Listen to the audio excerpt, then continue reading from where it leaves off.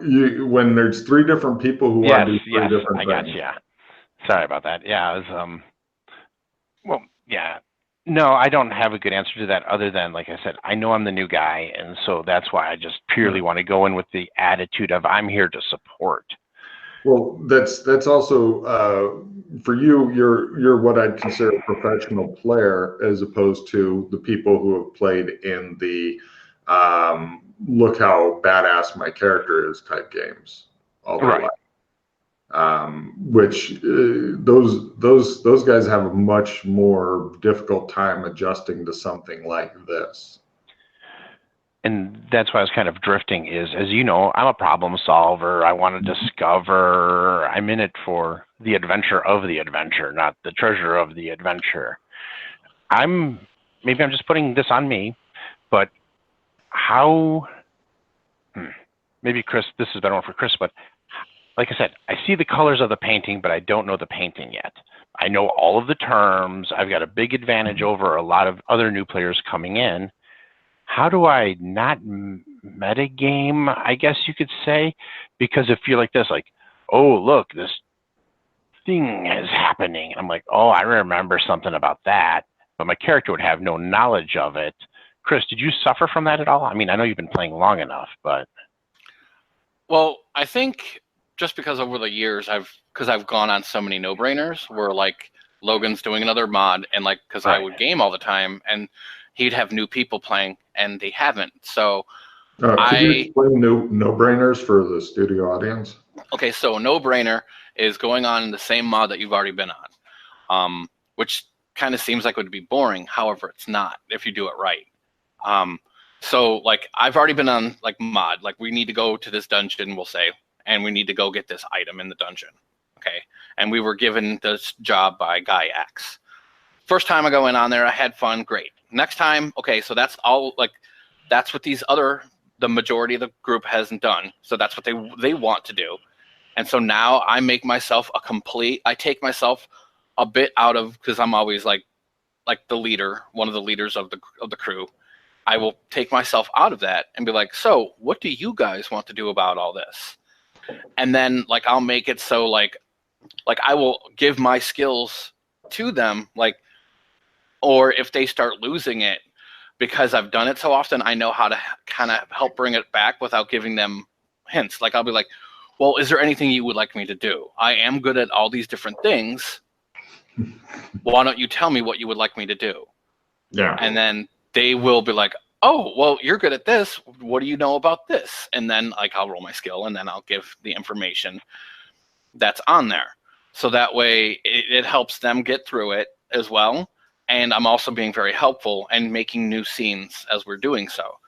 Because this is very, like with Logan's campaigns, they're all very, it's all about the scene. It's all about what happened, like that part of the story. It's not, and that's how I always look at it. Like, oh, that's an awesome scene. And then I'll just remember that scene for like a long time. And that's what I always take from it.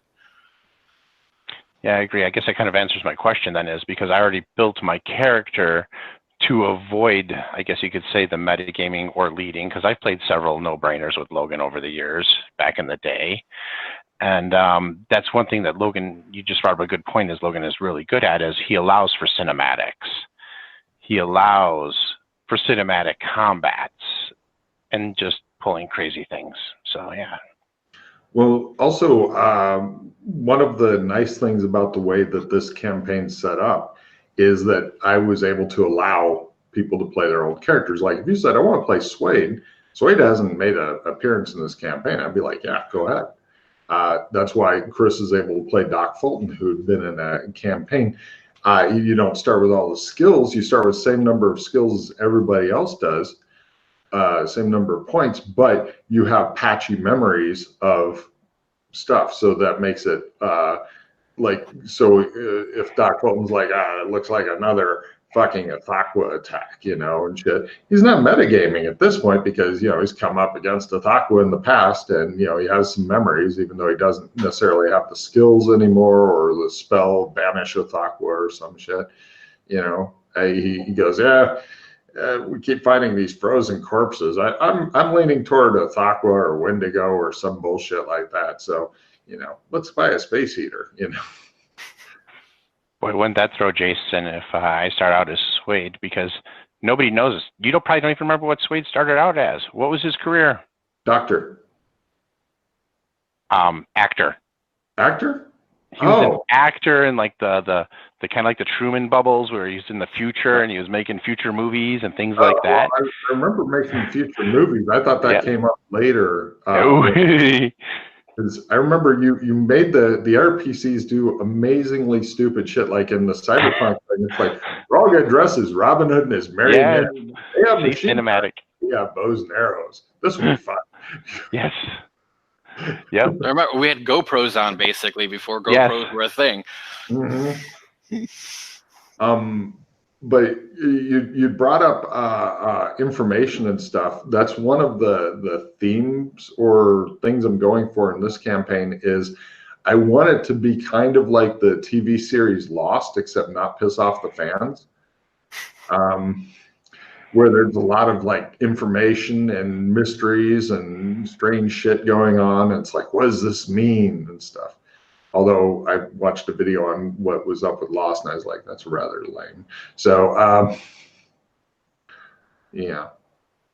Although if the one actor who always remained fat on the island had been eating the other people, I would have fucking given them their star just for that. If they discovered that later. Yep. What else you guys got? I actually always kind of describe your campaign for like people that are a little bit older that would know as like sliders. Like you just pop into a new like dimension basically, and things could be the same but then a little bit different, and then like one little thing could be completely different and changing. Yeah. I like how it's set up. I mean, because we've had stuff that has been in previous campaigns, like Land of the Lost. That was in a campaign that was between the Swamp House that you guys played and this one, and it was when I was running mostly police procedurals and forensic games. So Pete, when he got there, it was a whole zone that for him was giant Easter egg. It's like this again. Okay. So I like that kind of stuff. I really like Easter eggs. I'm glad that Ralph is coming in partway through on the campaign, because my campaigns start super basic and then shit gets layered onto it. And so by now, after like 1,000 hours of play time or something like that, if Ralph showed up and goes, "I need a full briefing," then the air players would be like, "No, we don't have time. Let me sum up."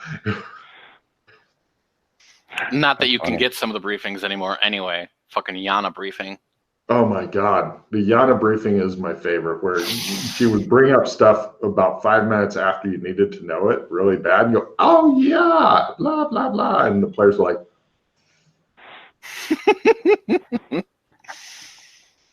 Yeah, that's always pretty special. But then at the same time, you got like when me, Matt, and Pete get together, and like we can have a whole session about what's going on in the world, and then just like go on errands. Like, oh, we only have a couple hours left. Oh, well, let's go take care of these errands. Like for anybody else, they'd be like actual adventures, and we're just like, yeah, we got that. Okay, done. Okay, done. Okay, done. Okay, good. Right. We good? All right. See you guys next time.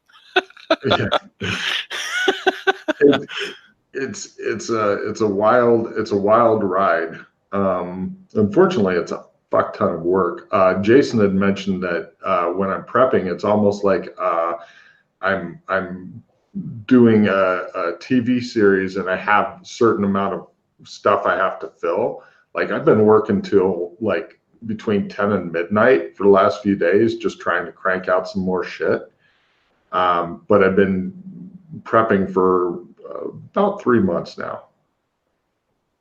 And so that's a lot of fucking prep. Yeah, it is. Yeah. Yeah. That's why I have no sympathy for people who can't run one adventure. It's like, yeah, it'll take you a couple hours to figure that out. Do it when you're on the toilet, you know. See, I'm glad Chris and I were able to groom you back at the Swamp House days, the way we used to plow through stuff. God. You guys are merciless. Okay. So the story. Oh, I was just like, it was a Cthulhu mod. It was like one of the big ones, and like me and Ralph walked in, like it was an office, and the guy was like sitting behind the desk, and he's like, "Oh, I need you to go do this for me. You need to find this. It's an evil thing, blah blah blah." And I remember we just looked at each other, stood up, and blazed. And you were like, "What the fuck are you doing?" Like you were just mind blown, and we're like. And like it was a dramatic combat right away, and we killed him. And you're like, "What the fuck?" And we both were like, "Yeah, clearly that's the main bad guy." What? And it was like a week-long prep for you. Yeah. And you were so pissed. I think we like drank and watched movies for the rest of the night. You were so pissed you didn't even want to play anymore. You're like, "Nah, fuck that." And after that is when we did the pause. Like the more you do in the adventure, the more pause you get. Is where that came from. Because until then, it was just like you finish your mod, you get this much pause. So we're like, "Oh, that was quick 10," and you're just, "Fuck you guys!" That happened more than once too. There was some guy fighting another guy in an alley, and Ralph. Yeah, that was the fantasy. That was Onyx.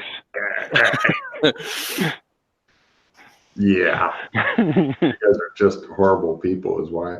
But, okay. So, what else have we got to talk about? Because I'm guessing we're not going to get together for very many of these talks because they're kind of a pain in the ass to get everybody scheduled and gaming season starting soon. Of course, if we do, that's great. These things are, for some reason, getting more people watching them than the games. I'm not kidding. I don't understand it. So here's a question for you, Logan. As maybe not directly with me, but in general, what do you expect from your new players?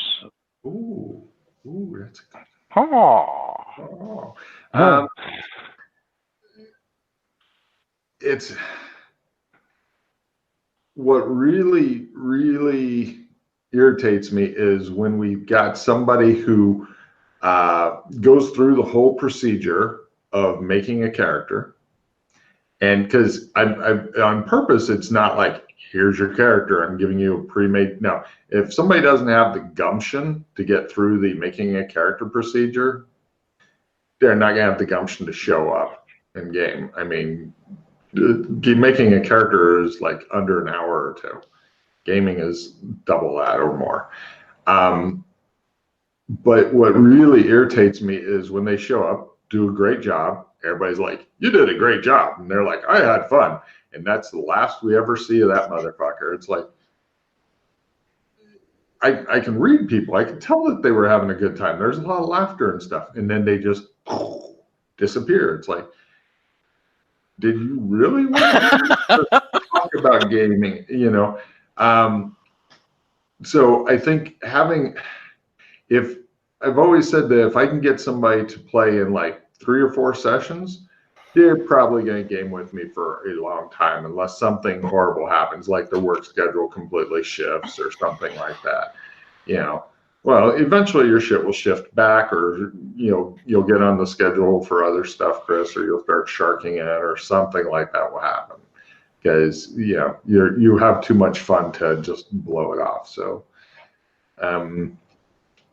but yeah, I think having some gumption, people who will ask questions.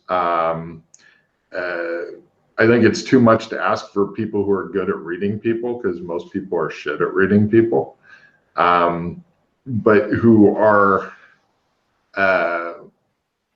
like they'll enter into the unspoken mentor trainee thing with the experienced players. I think that's important, because the people who don't succeed are the ones who go in with either the D&D mentality or like, no, I'll figure it out, and then they flounder for the session, 2 sessions, 5 sessions, or whatever, because they won't say, I'll just ask one of these guys who seems to know what they're doing.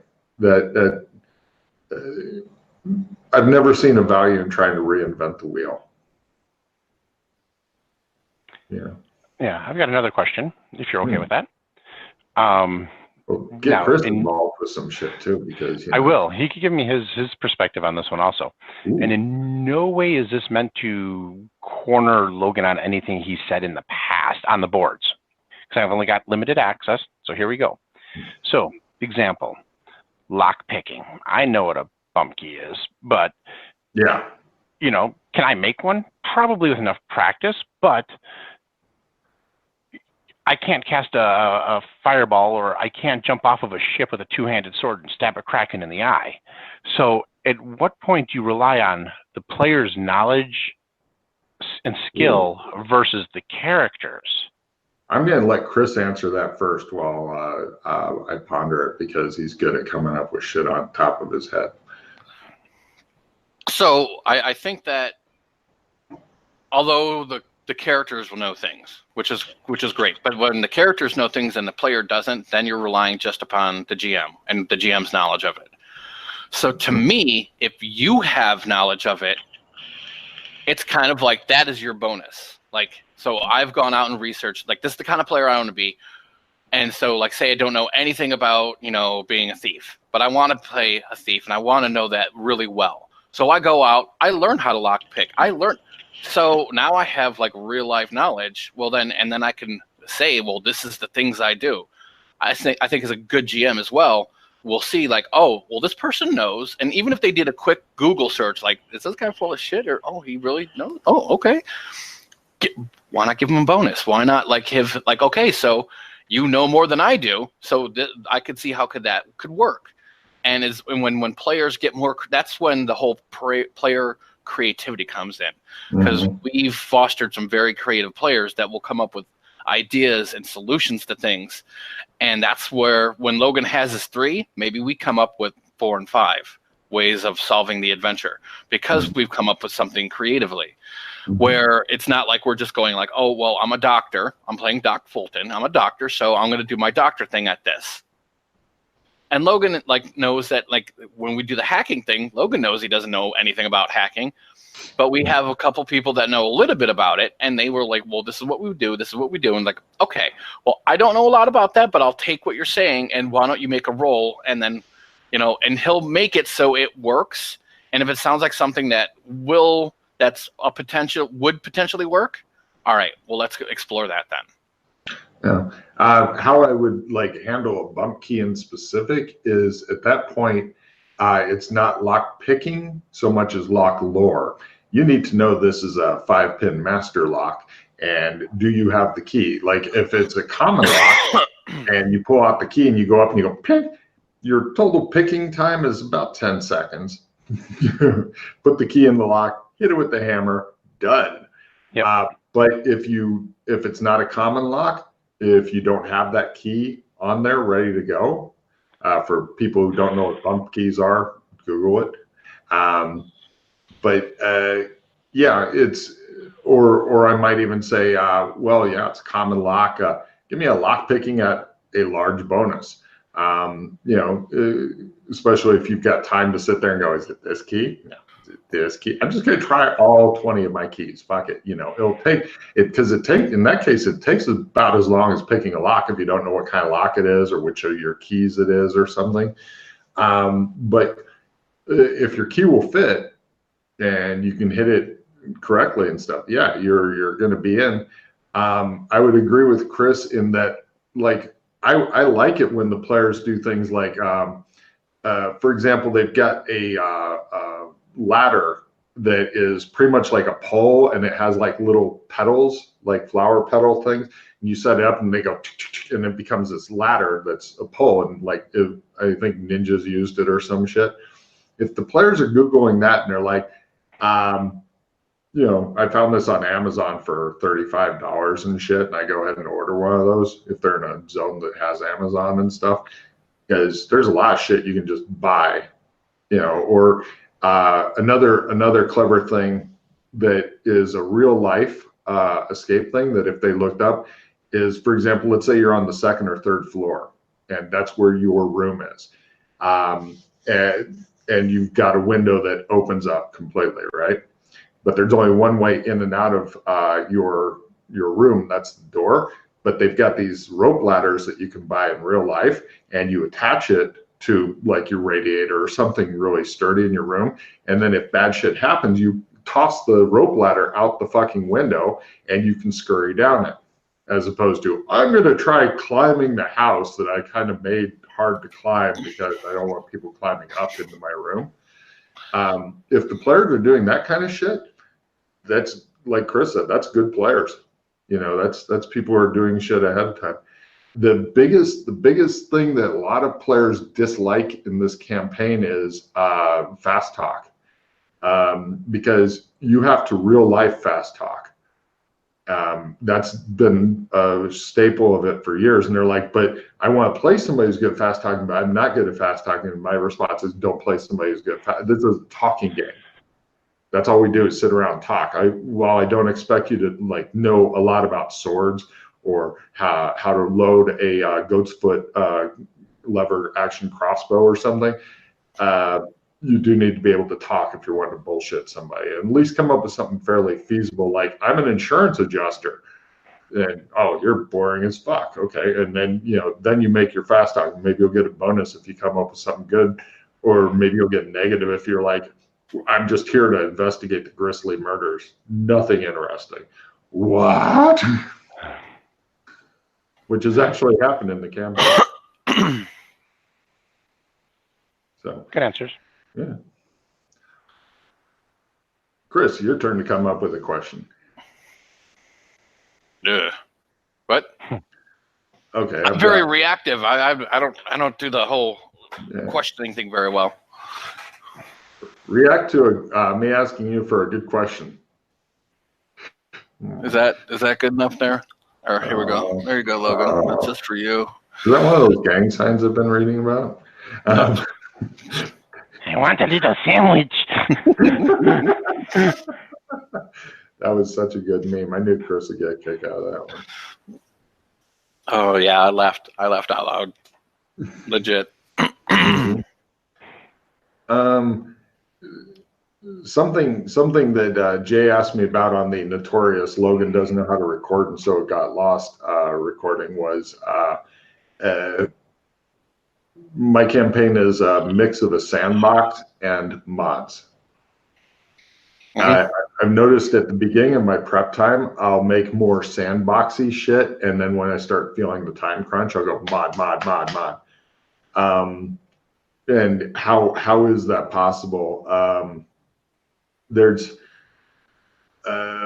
like the ice tower in the MMO zone was a good example of, you could go over there and play with it, or you could ignore it or look at it from a distance. But when you went over there, then you're on a mod.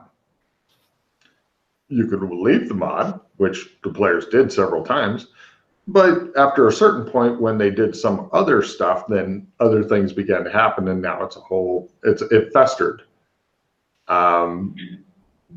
I don't think I'll give anything away if I mention that there was like ice torques that were in there, and the players took them out, and the players have really no conception of security.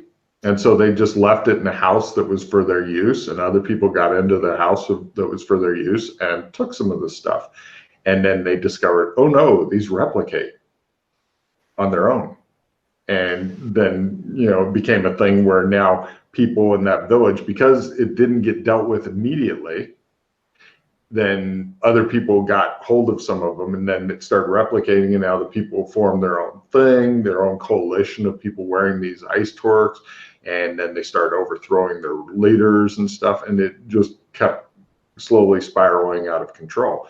Even when the players were like, we take all the ones we have, we go to a whole different world, we bury them, fuck you. What do you mean some asshole scavengers digging where we buried? He was watching us the whole time, wasn't he? Motherfucker.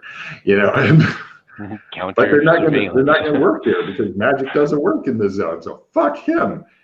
Unless he gets it, and so now it's a whole different festering thing, So that's the sandbox versus the 5-hour plot. So I've got a little bit of a question kind of based off of what you said triggered. I understand when a player's playing, they should be focused on the game and playing at in the moment. Now, me as a new player, as an example, I'm never afraid to use myself as an example. Coming in, there's also an in-game wiki or an in-game board, and let's say somebody mentions the ice tower. I'm like, can I look on the in-game board to see if there's any reference to ice tower? There's one of the things that we've got in this game that I think I was a little bit nervous to try it out, but then once we tried it, it seems to work out good, is the PCs have access to these bracelets, and it allows them to do different things, including look at the in-game board and the wiki.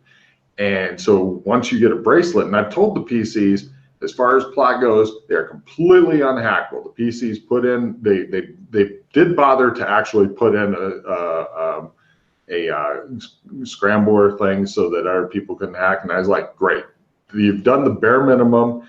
Somebody with computer skill made that. And I'm just going to tell you, because I like the PCs being able to talk on the in-game board and look at the wiki and add to the wiki, I'm just going to say, for plot reasons, that shit's totally unhackable by the NPCs. Sometimes the NPCs will make an unencrypted post, Yeah. and the PCs are like, we're going to get your bracelet away from you, motherfucker. You're not going to have access to that shit soon. But the PCs have plenty of these bracelets, and they're pretty good, unless it's like newer players only, and they don't know that they should give the new guy a bracelet. But fortunately, I think you'll be starting off playing with experienced players. But as soon as you get one, me? I don't have a fucking bracelet. So. But yeah, I know. Hopefully somebody else experienced will get in. But yeah, if they can give you a bracelet and stuff, then as soon as they do, I have Pete add you to the in-game board. No problem. And then you can also look at the wiki and stuff. And then once you have access to that, you can go nuts studying and just bring up shit to Chris like, Joe, I read about the ice tower, and he'll be like, fucking ice tower, and then you'll have that conversation. Okay, I just wanted to make sure that the in-game was really in-game and not. Oh yeah. I wanted the players to be able to coordinate stuff a little bit, because that's going back to what players are good at and bad at. Like what GMs normally are bad at is foreshadowing. Most GMs that I've ever seen in my life, absolutely horrible foreshadowing. What players are absolutely horrible at normally is planning ahead. Like I think that's one of the ways you can always tell expert or bad player from a good player from an expert player. The bad player will be like, we have to charge in there and kill that guy. That's what to do. The good player will go, okay, this is how we're going to get in. The expert player will say, this is how we're going to get out. The escape is more important than getting in. That's hard for players, that kind of planning, because they don't want, like in real life, if we were going to break into a warehouse in real life, because we're helping the cops, but the cops can't let anybody else know, that kind of shit, right? Keeping it legal. And if us three were going to break into a warehouse, I guarantee we'd spend over an hour sitting around, possibly with whatever blueprints we could get, talking about shit. We might even we're going to get some other vehicles and leave them in these different spots and shit, so that if we're running, the keys are in the ignition, ready to go, or under the hood or whatever. We're going to have everything set up, gassed up, ready to go. Yeah, we're not going to just be like, yeah, we'll just get in. I'm sure we'll find a way out, way to escape. Sure, they got a bunch of guys riding around on motorcycles with machine guns, but we'll deal with that when we get to it. We would never say that. But when people are gaming, they immediately skip to that. Like, no, the GM will never throw anything at us that we can't handle, because D&D, challenge ratings. Now, I got another question here, and it kind of goes with this whole. Hold on a minute. I'm sorry. Chris, do you have anything to add to that? Or Ralph, do you have anything to add to that? Keep in mind your question, Ralph. Don't forget it. Yeah, I definitely agree with that. And then again, there's always like sometimes you just get I know I get frustrated, and sometimes I'm just like, just fuck it, let's go. I'm fucking sick of it. I'm just tired of y'all. We're just gonna fucking do it. And if you survive, great. If you don't, I can get out. That's a 2 a.m. That's a 2 a.m. hour when we make those decisions, Chris. And it still happens today. Mm-hmm. Oh, the 2 to 4 a.m. decisions are always the worst. They were always the worst. The funniest thing, though, because you were you in the game where they ended the campaign, Ralph? No, I missed the ending, and that was one of my opening adventures, was to fucking seal all that shit up. Got it. Because Chris discovered that I'd put in like the biggest Easter egg ever into this game, from the game that you see that burned out 1,000-yard stare of Vietnam is reoccurring in his head look. Yeah, he discovered that in this game. And that's part of the advantage of an old GM with white hair and shit, is they can bring back shit from 15, 20 years ago and go, it's still going, motherfucker. And Chris is like, no. Right. No. And and this is something I don't think you could always edit this part out, is Chris, why Suede was so focused and hoarded so many POS for so long is one of his first adventures had to deal with Ghost Wheel. Mm-hmm. I got him trapped in the jewel in the scepter of the prince or king. I think the king was missing, so the prince had it, and it was so nasty, and I understood what it was, who created it, and why. I was saving up enough POS to learn how to create like the primal pattern from that dude in the basement. And Logan's like, yeah, there you go. Yeah, he's like, save up between like 5,000 and 10,000 POS. I'm like, I will learn the primal pattern. I'm gonna go create my own universe, close this one behind me, and just walk away. So yes, all of the adventures I went on was just for the sole purpose of fleeing the universe. Okay. Why did you guys give it to them? Why did you give it back? Why? I didn't. That was the whole. That was not the plan. It was a miss-known nod, and they staring at Jeff for like the next half hour, thinking, "What the fuck did you just do?" Good old Gazafeld. Oh my god. So what was your thing there, Ralph? Your question? Oh, my question was, after reminiscing, was the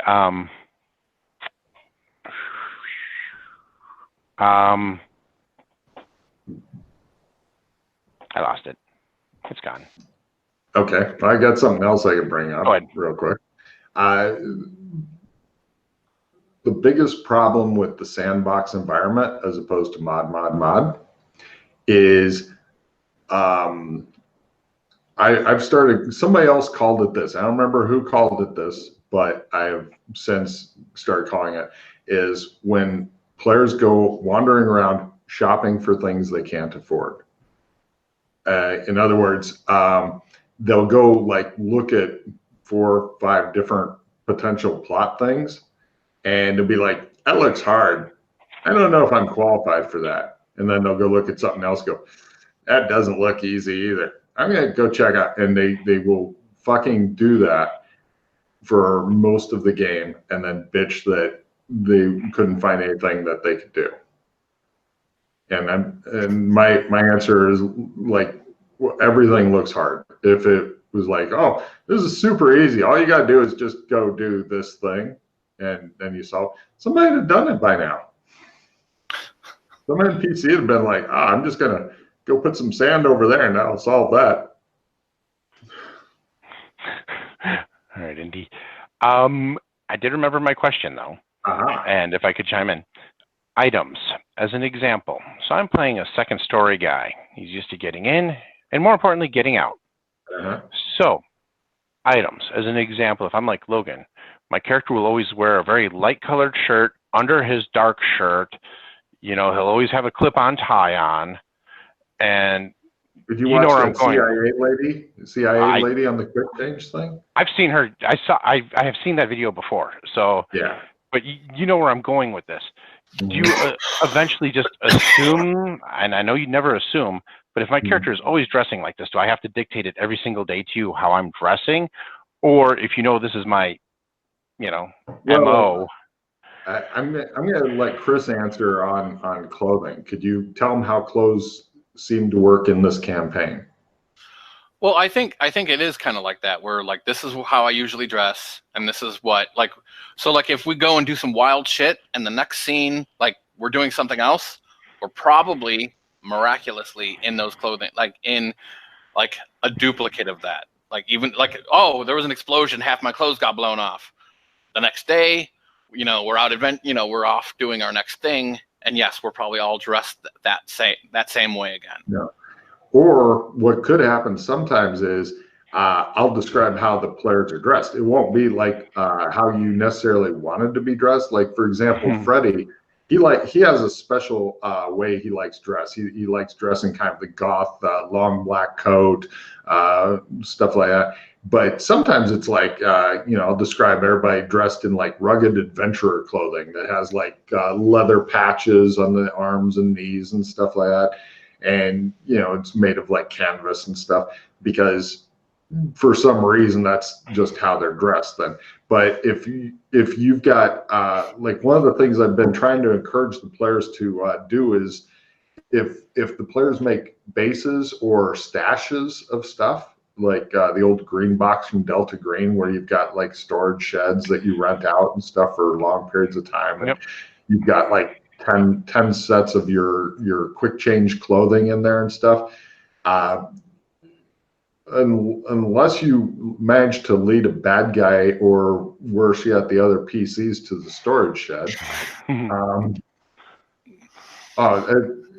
That's one of the funny things that happens, and this game kind of sometimes reminds me of the LARPs that we would do, where you would have different groups that knew different things and they didn't share it with the other groups. In the LARPs, it's because they're like, it's my precious, it's mine, and they try to do that, so they're the guys. And this, it's not because they're necessarily trying to do that, it's just that either they didn't think it was important, or they forgot about it, or it's a Yana briefing, or whatever kind of weird reasons for that.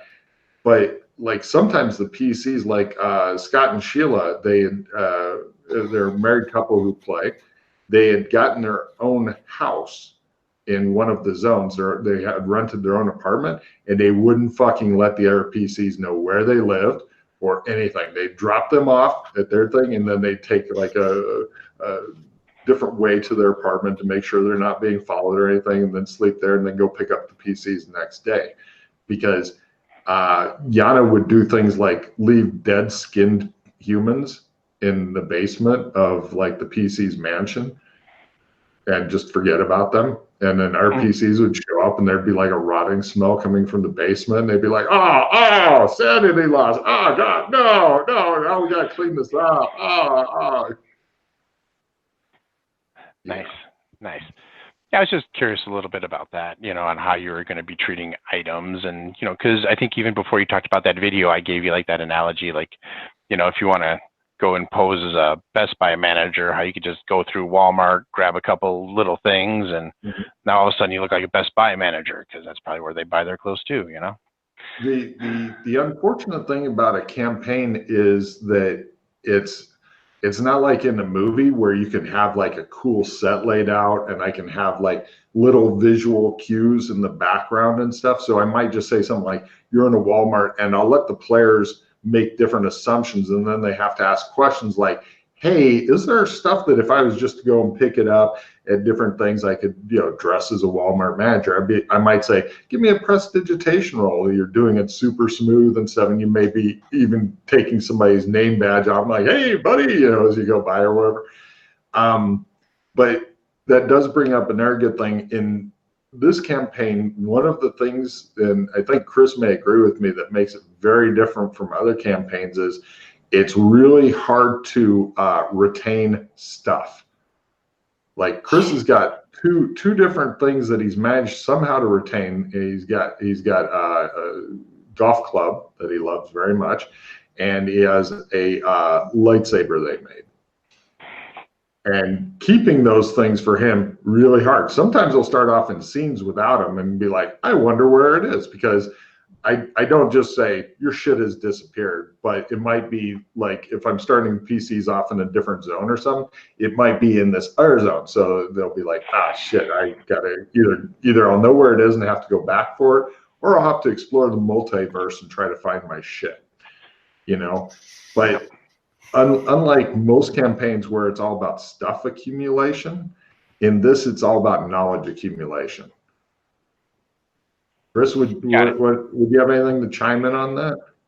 No, that's definitely how it is. Like, I know that there sometimes we do get, I don't know, I think some of the stuff, quote unquote, that we really like for the most part, like, well, at least for me, isn't really, like, that golf club that, yes, it's a magic item, and yes, it's a weapon. However, even if it wasn't, I'd be, I'd want that fucker with me all the time, and that's just the character quirk for it. Right. I mean, the lightsaber's nice, but I mean, I don't You need don't to use it it that often. No, not really. I mean, I'll use whatever is appropriate to wherever we're at. So, I mean, it all depends. And I mean, I like the fact that it's not very stuff driven, where a lot of other campaigns, it's all about just the stuff. Yeah. But we do lose stuff so often too that so you have that whole, artificing thing that you're going to do. It's kind of like, I'm just kind of like, because shit goes away so quickly, like I don't even know if I want to invest in any of that, because right.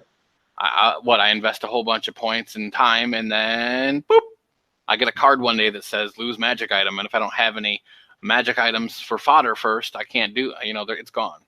Yeah, but I mean, if you add the skills, you could make a new one. Also, I would like to point out with the artifact making, those are above the magic item goes bye-bye cards. Oh, I was not aware of that. Oh yeah, well for the amber stuff, that requires a lot of skills, and those are the things like even if you threw it out, it would come back unless you're like, nope, I don't want this anymore, make it go away, then it'll go away. But you're also limited to how many of those you can have. Okay. So those skills, yes, you for that kind of artificing, that'll become like your one cool item or up to 3 cool items if you get it in 3 different trees, but that's super hard. Gotcha. So that's pretty neat. You expanded on that, because that was one of Swade's main items. Hey, I just reach under this table that I'm not looking under, and whoop, here's my sword. You know what I mean? Let's go. That's actually become like a thing. Like it's a spell now, basically. It's a low level spell for sword. Yeah, that is really, it is. Yeah. Old pocket the sword trick. Yeah. Highlighter it. That's one of the major changes that I've made with the spells is now it's easier and harder to get the spells. Before you would just like, I read the scary book. I pick up Cthulhu Mythos, which is my limiter for how many books I can look at. And hopefully I get some good random spells. Oh, now Logan's letting me spend pause to try to get better random spells. I get rid of all that shit. Now, although Cthulhu books are going to work differently, the players will either like it or hate it for Cthulhu books, just letting you know. But the spells, how they work is there's like tier 1 spells that you can go to a different PC and go, know any magic? And they'll be like, yes. And then they'll fail their teaching roles and not be able to teach you anything. But if they succeed their teaching role, almost all the PCs are just miserable at teaching. But if they make their teaching roll and they make their tier 1 spell, you now have the tier 1 spell, whatever your learn skill is, right? Yeah. And the only way for you to get the tier 2 spell is to get a crit on the tier 1 spell. And same for the tier 3, tier 4, etc. And then plus there's branches on it. So even if like both of you had the same magic tree, you might be good at different shit in the same tree. But the easiest way to get spells is if you go, I noticed that there's this whole kind of field of magic missing that I would like to know how to do. I will invent these spells and go through Logan's long, laborious process of getting it approved, because it is a long, laborious process. And then once it gets approved and made into a tree, then you have all the spells you helped make at your learn skill. So Nice. that in that way, the reason I do that, even though some players are like, you shouldn't do that, I want people to be interested in working on spells. I don't want to do it all myself. I don't have time. I'm busy prepping. So between the spells and adventures, I think PCs would rather have something to do than something to cast. Mm-hmm. I got another quick question here.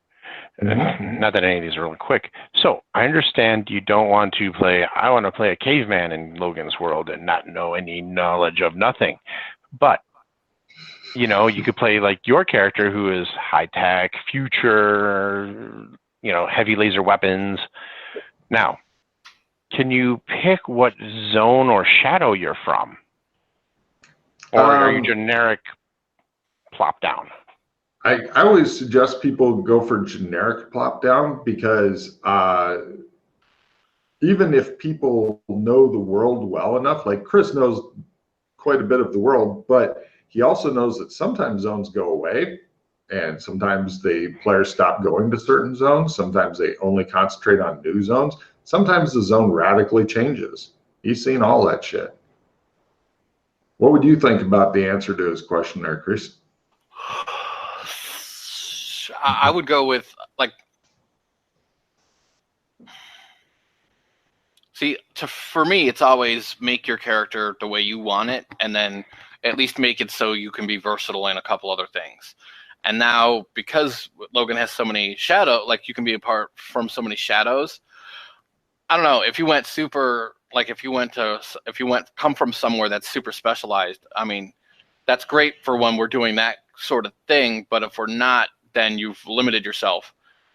And now eventually you can like climatize yourself to other places so that you know it all. But I guess it depends on if you care if we never go and do that again. Like if you wanted to be a caveman, be from Land of the Lost, that's great. But know that if that's going to be what you're going to hinder a lot of people if that's all you really want to do.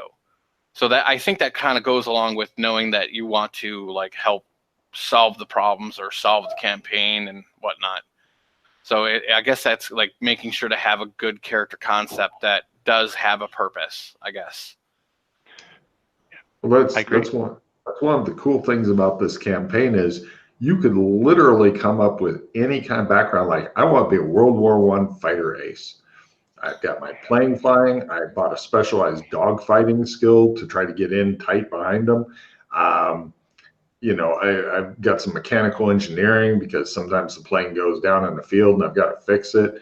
You know, you can have all these different skills that all relate into being a World War I fighter ace and stuff. And anytime somebody pulls out a computer, you go, what is that? Is that Satan? You know? Yeah, I agree. I was thinking more middle ground, you know, of timeline, if you will. But there's a lot of middle grounds too. You know, like you said, you know, anything from 1970s guy to 1990s guy. What if you want to be Fallout guy from the 50s? You could totally do that. It works in this game. It's more for just like a role-playing perspective on how you're perceiving the world. Sure. You could totally do that. Vault-Tec is your friend. Mm-hmm. But you can still, even if you're a Fallout guy, you'd still have a lot of useful skills and stuff. Absolutely. Like I said, there's that whole mid-range, you know what I'm saying, from the 70s when computers were introduced to, you know, future. Yeah. Yeah, but I mean, you could be from pretty much anywhere, anytime that you wanted to be. I'm a Star Trek guy, you know, whatever. Yeah. Because we do have space stuff too. There is some space stuff. I mean, with all the skills, when you're in a skill-based game, because I think that the 2,000 points that people start with, pretty generous amount of skills. Not like Call of Cthulhu where it's like, here's your 200 points of skills. You suck at most things. You're going to die really soon. You may even have a heart attack on the way to the mod. We don't know. But with 2,000 points to spread around, you can be good at a lot of different shit. I mean, not great at it for a starting character, but you can definitely have a lot of stuff, at 60% if you wanted to. No, it was very generous because when I created my second story guy, he's got his primary skills, he's got a secondary, and I still have enough points to get tertiary skills, at around 50% still. It was nice. Oops, hang on, monitor. Well, yeah. Plus, with only 4 stats, it's cool because you can make concept characters.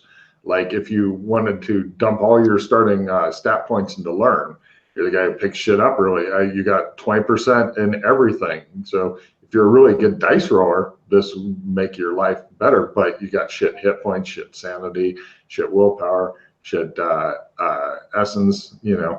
So. Or you could be, I'm thinking about making a necromancer like Lumpsy. So I couldn't afford to buy all the necromancy tree because there's a lot of necromantic spells, but I could buy certain paths on the necromancy tree, have it all at 60%, and that would probably be about half my points.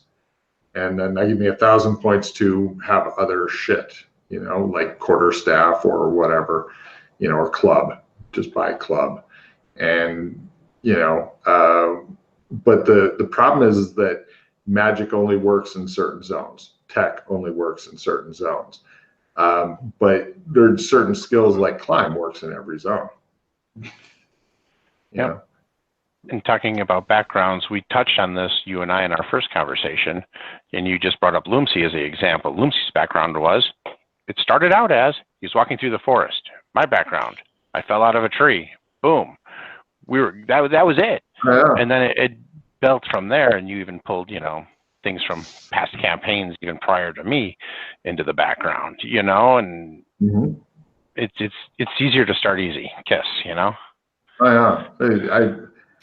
I don't know. One of the things that a lot of GMs and players are very into is having a rich backstory for their character. And you can do that in this campaign, but you could also come in with blank slate. It doesn't really matter because I'm probably not going to use your backstory unless you have an interesting backstory, unless you play enough that it makes it worthwhile. Because there's some people who only are able to play once a month, adult schedules, no problem. But I'm not going to sit there and fucking delve into their horribly written backstories and try to figure out ways to make them the important guy when they're only playing once a month or less. It's up to them to make a good scene when they're in with the campaign, because maybe Doc Fulton is having some problems with something and they go and solve it, or something like that. Or like Doc Fulton's fighting Mr. Perry guy, and so that the guy talks to Doc Fulton, he's like, let me hit first every time, because he'll try to parry me. I might not even be hitting, but it's going to fuck up his parry for you when you smash him in the head. Combat tactics in the games are very different than in real life. In the game, since there's no negative, like if somebody in real life is at half health, they're not going to be fighting worth a fuck. In the game, they're fighting just as well until they're on the ground, because simple system. Right. So if everybody beats up one dude until he goes down, that's much better than everybody slightly wounding a different person.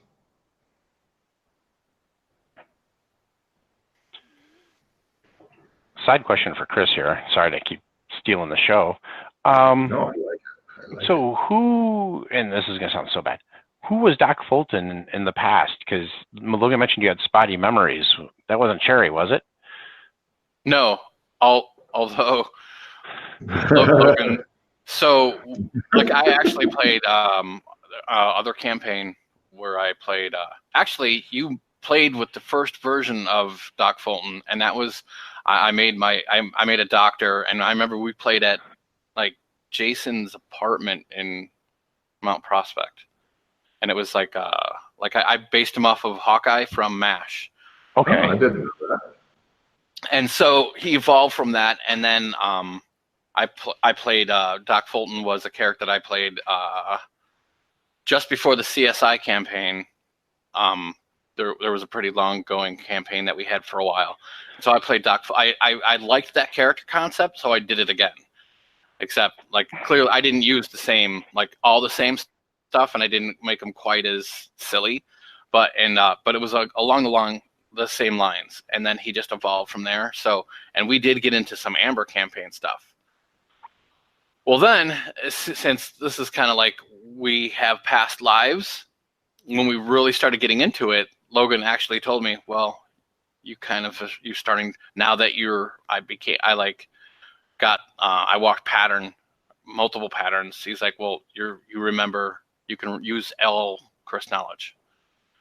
So it's all kind of like I've been reincarnated all these times.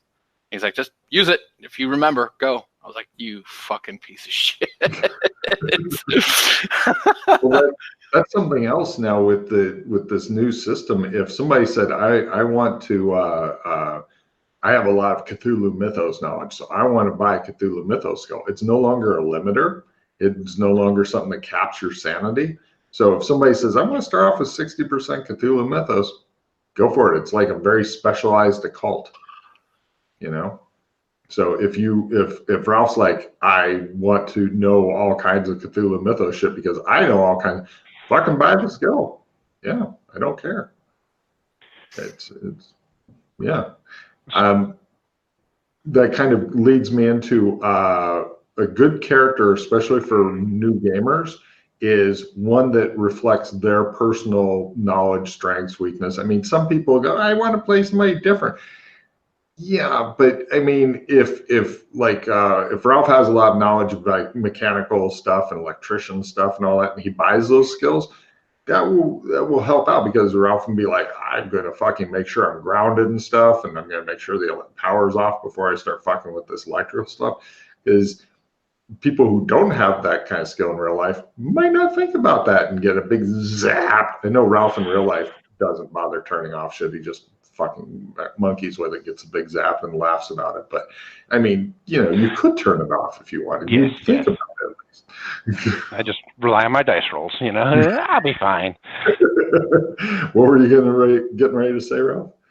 Oh, then I'm going to leave this one to you, and I know your answer is probably going to be, I don't care. Do you want me to play an incarnation of Swade? Because to me, that was never a chapter that was closed.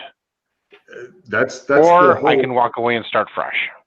I was going to say, that's the whole beauty of this campaign, is you can literally play Swade if you feel like it. You could play Swade's father. You could play Swade. You could play Swade, who ended up becoming a second story man. I mean, yeah, do whatever you're... Multiple Swades on multiple shadows. I mean, I know, because I kidnapped a few of them for certain death scenes. Yes, of course. Of course.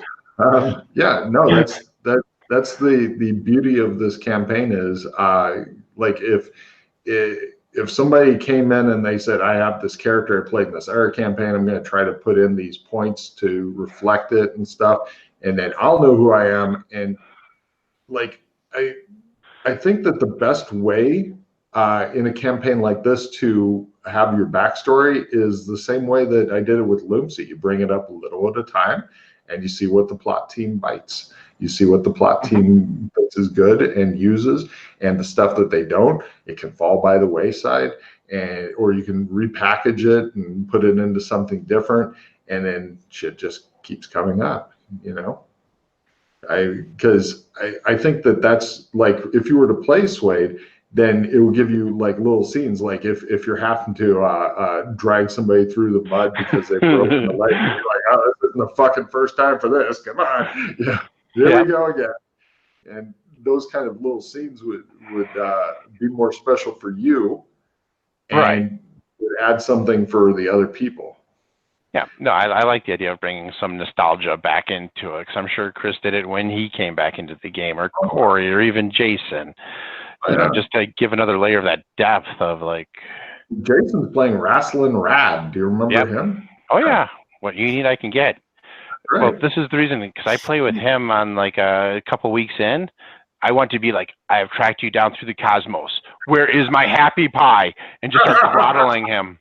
That would be great. Yeah. So if you would allow me that scene, I'm good with that. You know. If he has that "Got It Here Somewhere" card, then he will fucking rock that scene. He did that. He did that with Chris and rocked Chris's world a little bit because Chris had stolen like this UFO, and he's like, "Oh, I've got an owner's manual for this." Chris like, "What?" that fucking card, man, you know. And he's like, "There you go," and Chris is like, "Okay, thanks. I don't even know what to do with this now." It was pretty awesome. Mm-hmm. So I think one of the things I like best about this campaign is that this is the kind of game, it's got the kind of players, and it's got the kind of world that people are nostalgic about it a couple decades later. I mean, I know Chris has got old ass character sheets sitting around still, you know, from past glories and stuff. Do you also, Ralph? No, I had a great flood. I lost thousands and thousands and thousands of dollars worth of gaming material. Oh, that's painful. But yeah, I don't know. People keep memories of this sort of game a lot longer than I've ever heard about. You know, I moved 2 squares and then I used my little bit of extra movement to rotate a little bit and then I hit for max damage. Yeah, none of that shit ever gets told in the story time. Yeah, but on the nostalgia level, especially with Chris and myself, is we got to move to where we didn't even verbally communicate as players anymore. Yeah, that was horrifying and scary for me. You're bad people, bad humans. All right. Does anybody have any other questions to bring up? Last wrap up for Chris. Are you happier being OG, you know, bringing back Dr. Fulton as OG, or do you wish you started over fresh? No, I was happy because I don't think I ever really got to finish out the Doc's okay, so you got that storyline. hollow So feeling too, huh? Now. Yeah, definitely. Like, because we got to Amber, and then like Logan moved, and then it was like it all just stopped. Because I think everyone started MMOing, and then LARP. It was MMO and LARP and Nero. That was it. And I was like, so who's going to reach out to Jeff and get Jeff at the same time? Oh, Jesus. No. We will not even discuss that. I don't want to edit. Blackball. Yeah. Yeah. All right. All right. Thanks, Logan.